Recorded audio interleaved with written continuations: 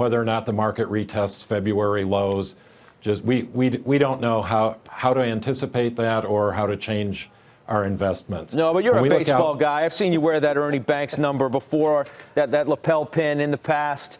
You know Good game last night for the Cubs. Yeah, you know what Larry Fink is saying. I mean, you as a stock picker want to know if we're where we are in the cycle, if we're extended into a much longer period of time where you can find some good values in the market or not. Well, I think the people who are arguing that this has been a longer than normal economic recovery also have to look at the magnitude of the recovery. And we've barely gotten above normal growth rates since the bottom. So our opinion is that we're not late in the cycle, that looking out 5 to 10 years from now, companies should have significantly higher earnings than they do today, that you get dividend yields almost as high as you get interest income on bonds, but your earnings are going up and your dividends are going up. So we think it's an easy call that stocks are more attractive than bonds. All right, see, I knew you had an answer on that. I just had to come out to the mound and we had to have a little conversation first. Let's talk about your portfolio. I'm really intrigued by some of the stocks that you've added first and foremost, and that is Facebook. It was a new buy in the first quarter. So put into context all that we've seen over the past several weeks, culminating with these last 2 days of testimony with Mark Zuckerberg. Why this stock, and when did you buy it? We bought it during the first quarter. We bought some of it before the Cambridge news came out and some of it after. Okay. I think a lot of times people don't pay as much attention to PEs as they should and the types of questions that makes you ask as an investor. Throughout Facebook's entire history as a public company, it's been valued at a high premium PE multiple. And the question was, is it really as much above average a business as it needs to be to deserve that multiple? If you look at consensus numbers for next year and do a cash adjusted PE, Facebook is selling at a market multiple, maybe a little lower if you adjust for some of their more venture cap-like investments. The question today is Facebook at least an average company? And I think given the growth rates, given the return on invested capital, very hard to answer that question that it doesn't deserve at least a market multiple.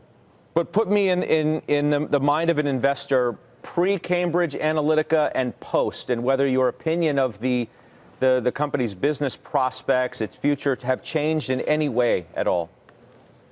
Well, I think as both a consumer of Facebook and an investor in it, I think it's been obvious for a long time. The reason the product is free is because it's ad supported.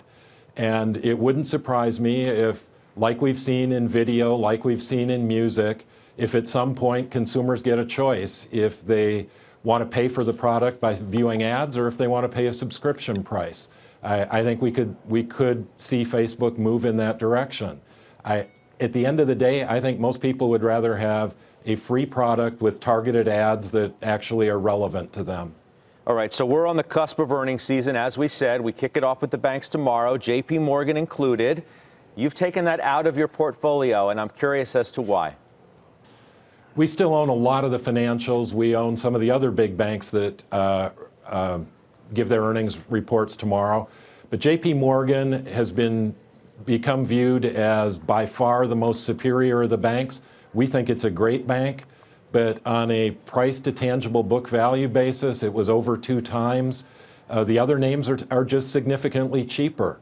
And we are a strong believer that it's going to be a good earnings season for banks. They'll have higher pre-tax income, they'll have lower tax rates, and they have fewer shares outstanding.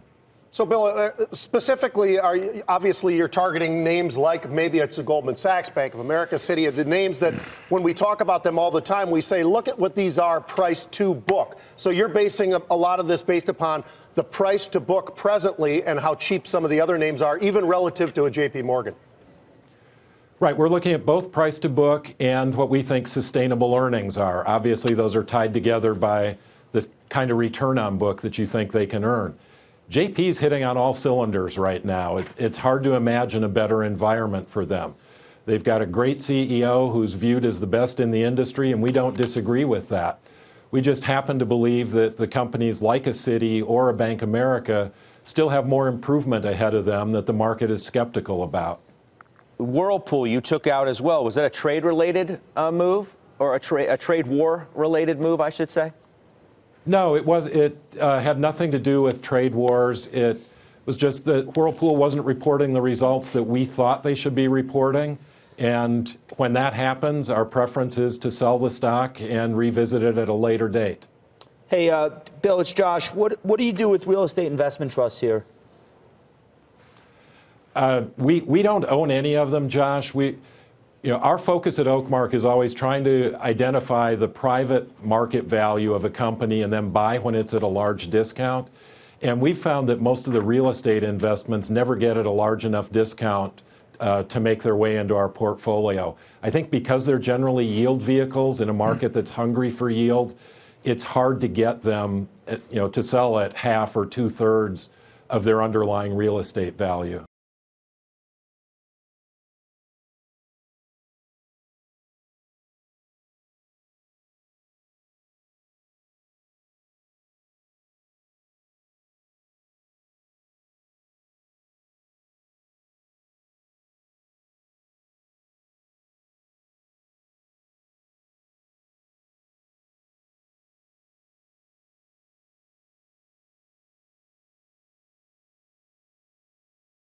Hey there, thanks for checking out CNBC on YouTube. Be sure to subscribe to stay up to date on all of the day's biggest stories. You can also click on any of the videos around me to watch the latest from CNBC.